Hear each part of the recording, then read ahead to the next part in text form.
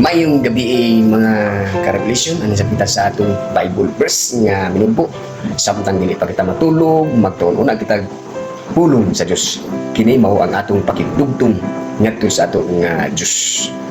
O ang atong topiko karon ning takna sa kagabion mga ka-revelation, nalapawan ba ang pinakataas nga bukid dinhi sa kalibutan ni atong paglunok sa tibuok nga kalibutan?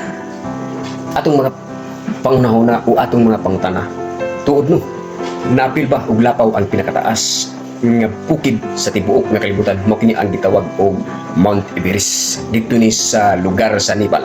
So akong gilantaw ang Mount Everest, ang kataas mga ka-revelation, adunay 29.37 thousand feet. So pinakahapog gini mga ka-revelation nga bukid. Atong pangutana, nalapawan ba o nalapsan ba ni og tubig mga ka-revelation? Natong naon duha ka dupa, tulo ka dupa, upat ka dupa ang nilapaw ani nga tubig.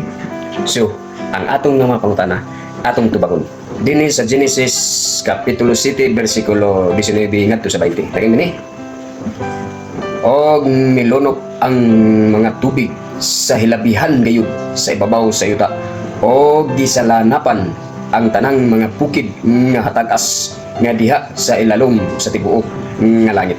20. Napulo og 5 ka maniko ang paglabaw sa mga tubig o gilunupan ang mga bukid. So mga ka-revelation, napulo og 5 ka maniko. So ako ning gi-convert aduna kini kalawmon nga 15 feet o 4.57 meters ang paglabaw sa tubig mga ka-revelation.